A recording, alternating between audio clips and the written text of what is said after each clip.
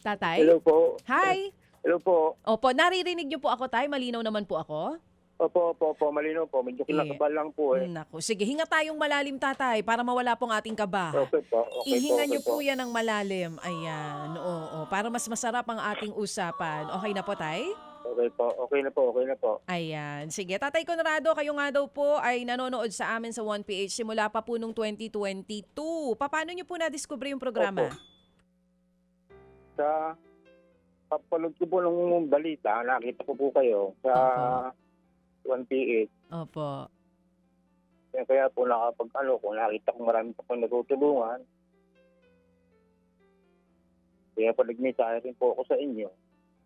Kayo po ay 2022 pa nanonood. So, ibig sabihin, tay, simula pa Opo. noon, sinusubukan nyo na pong sumali sa programa. Opo. Oo, at ngayong taon lang po kayo napili. Talaga namang ang haba ng pasensya nyo, tatay. Nung pong tumawag sa inyo, yung aming mga kasamahan dito, ano po naging reaksyon ninyo? Medyo natuwa po ako. Dahil napili nga po ako. Tagal ko po sumasali. Oo nga po, kung 2022 pa, more than 3 years or 4 years na po yan, tatay. Sige po, Alam mo, tatay. pinalulungkot mo si tatay. Tamo lungkot na lungkot. Hindi Oh. naman. Tay, malungkot po ba kayo? Yun po. Ano po? Tutuwa nga po ako eh. Oh, Nakita. tears of joy yan. Kita mo, Kasi nga ang tagal niya naghintay. Pinalulungkot mo siya. Oo, tayo wag, Yusek eh. tayo wag ka malungkot ha. Dapat masaya tayo ngayon. Mo talaga si Yusek. Opo. Ano yung sek? Oo, tatay. O sige.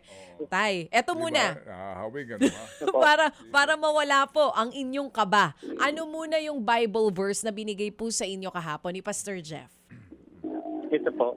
Salmo 37 verse 7. Mhm. Pumanatag ka sa piling ng Panginoon at Opo. magtiyagang kang maghintay Opo. sa gagawin niya. Amen. Naku, bagay na bagay po sa inyo. After 4 years of waiting, pumanatag ka sa piling ng Panginoon at matyagang maghintay sa gagawin niya. Patience is a virtue talaga dahil after 4 years, tatay, kayo po ay natawagan na dito sa programa. Pero Kaya nga po. oo, para sa inyo po talaga ang araw na ito. Sige, tatay, dati daw po kayong welder at kayo daw po yung nastro. Opo. Kwentuhan nyo nga po kami.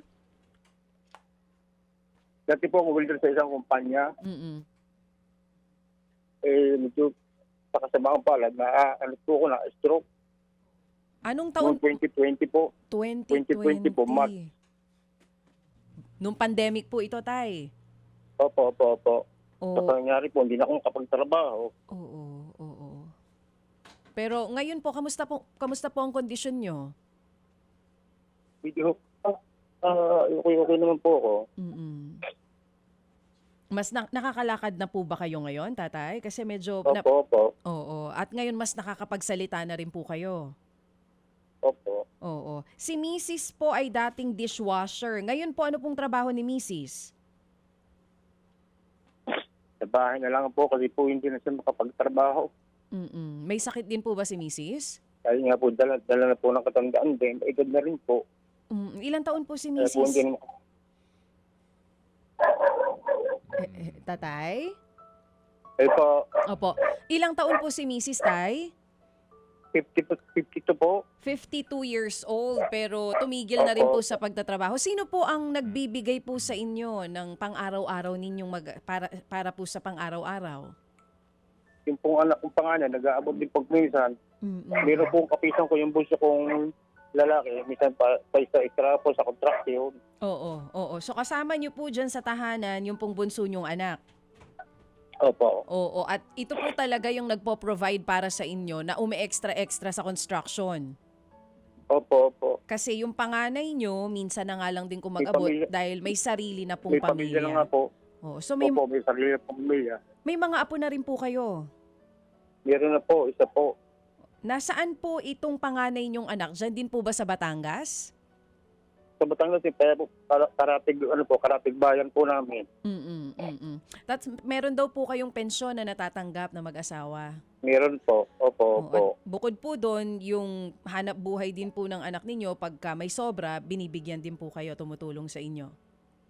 Yes po. Oo. Tayo yung pong kinatitirikan ng tahanan ninyo, sa inyo po talaga yung lupa na yan? Sa inyo po yung tahanan? Minala ka po sa aking magulang po. Okay, at least ang iisipin nyo na lang po yung talagang pagkain, pambayad sa ilaw, kasi yung tahanan talagang sa inyo. Sige po tay, kung sakali Okay po, since matagal na kayo nanonood dito sa programa at nakikinig, alam nyo po yan na talagang nagsisimula po tayo sa 2,000 piso. Saan nyo po planong Okay ibigay ito pong iaabot sa inyong blessing ng mga Happy Anonymous natin? Ipali ko nga po, bibili ko sana po ng gamot at saka ng aming pagkain. Gamot at Tapos pagkain. At tapos yung pati nga lang po, mayroon kami ng destination sa ilaw. Baka unahin ko po muna po yung ilaw. Okay. Tapos yung akong gamot na lang matira po. Oo. So, gamot, ilaw, pambayad daw sa ilaw, Oo. o tsaka pagkain. Sino ang inyong kasama sa bahay ngayon, tatay, talaga? Sino po ang inyong katuwang dyan ngayon? Yung asawa ko po, So, maliban sa inyo, sa inyong dalawa, meron pa ho ba kayong ibang kasama? yung pong bunso ko pong anak, Okay, sige. Pwede ba kaming makisuyo lamang, tatay, kung sakali? Kung mamarapati lang po Ano ninyo, po? pero wala ho tayong problema ho sa 2,000 piso, ha? At talaga pong malugod okay yan. po. Malugod po na iyan na iaalay po ng ating pong mga Happy Anonymous. Gusto lang po namin kayong makita, si nanay at ang inyong kabuhayan dyan kung paano po kayo namumuhay araw-araw. Pwede ho kaya yun? Okay po. Papadala ko sa inyo. Sige. Okay, kayo po'y ipinanganak mismo dyan sa Batangas, sa Nasugbo. Opo.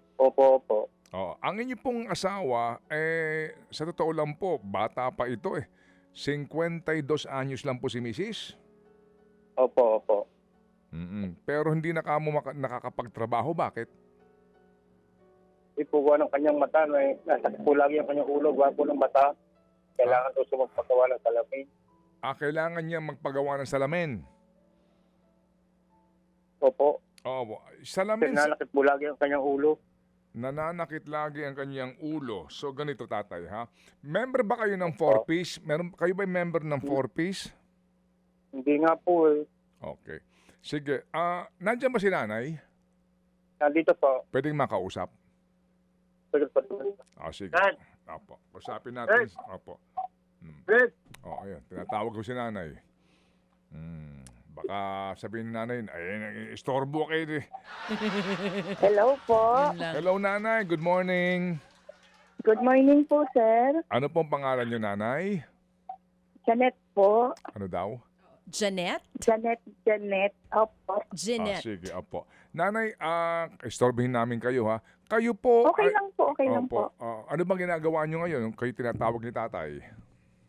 Ay, magluluto po sana. Nag-ano kami didikit po ako ng uling para makapagsaing po. Kayo po'y di uling ang inyong lutuan, nanay. Opo, wala po kaming gasol eh. Sige. Nanay, ganito, ang sabi po ni tatay, hindi kayo makapaghanap buhay po kasi may problema kayo sa mata. Opo. Ano ho ba yan? Yan ba kalabuan lamang ng mata? Wala namang komplikasyon? Wala naman po, kalabuan lang po kasi nahihirapan na po akong sa malayuan, di ko na halos makilala yung mga tao ng yung mga letter, hindi halos di ko na po makita eh. Pero dati ho ba meron kayong salamin sa mata na hindi lang ho sakto ng grado? Okay? Sige. Opo. Okay, ganito. Nanay, ganito, ha? Opo, si tatay po, Opo. padadalhan namin 2,000. Sabi niya daw po, pambayad ng Opo. kuryente ninyo at saka bibili niya ng Opo. gamot. Okay? Pwede ho Opo, bang, opo. pwede ho ba namin kayong makita lamang dyan sa pamamagitan po ng picture o video? Gusto niyo Opo. ho bang pakabitan namin kayo ng salamin sa mata? Gustong-gusto nga po. Gustong-gusto po. Sige, ganito. Tatawag kami sa inyo ulit at ito ho, kapag ho nakapagpadala ho lang kayo ng kaunti po mga prueba, saan ang pinakamalapit na optical dyan sa inyong bayan? Bali po sa bayan po. Bayan po mismo ng Nasugbu. Okay. Meron ho ba kayong alam na optical na maaari niyong puntahan? Opo. Doon po sa talaga nagpapagawa. Dati ako ng salamin. Okay. Nung una ba ho, meron ba kayong halaga na kakailanganin nyo? Noon po, pinipili ko po yung pinakamura. Hanggang 1,000 lang po yung salamin ko eh. Oo. Ngayon po wala na pong kasi matagal na po eh. Sige, nanay. Ganito, nanay. Ganito, nanay. Ganito, ha? Apo. Sige po, kasi Opo. mag-aalas 10 na. Ganito, nanay. Opo. padadalhan namin kayo muna ng 5,000 piso. Opo. Okay. Opo. Ibayad nyo sa kuryente, tapos ibili nyo ng gamot si Opo. tatay. Yun pong Opo. yung 3,000, pwede ho bang Opo. i-check nyo lang po, magpa-check na kayo sa mata, magpasama kayo kung kanino man. At Opo. at pagkulang po yun, magsabi kayo sa amin at pupunuin po namin kung anong kulang. Pwede? Opo, pwede po. Ay, Pwede. O sige. Opo. Pauna lang ito 5,000 nanay ha. Hindi pa ho tayo tapos. Opo. Okay? Opo. O sige. Kayo na po ang magsabi kay tatay Okay. po at tatawag yung staff namin sa inyo kung Okay paano po. magpapadala po yung 5,000. Okay? Sige Okay po. Thank Sige. you po. Maraming salamat po. Mga kapatid, brothers and sisters, saan ka pa? Dito na tayo sa totoo. Dito na tayo sa True FM. Mga kapatid, mag-subscribe and follow po kayo sa social media accounts ng True Network PH. Yan po kami. Hanapin nyo lang True Network PH, Facebook, Instagram, YouTube, TikTok, and podcast.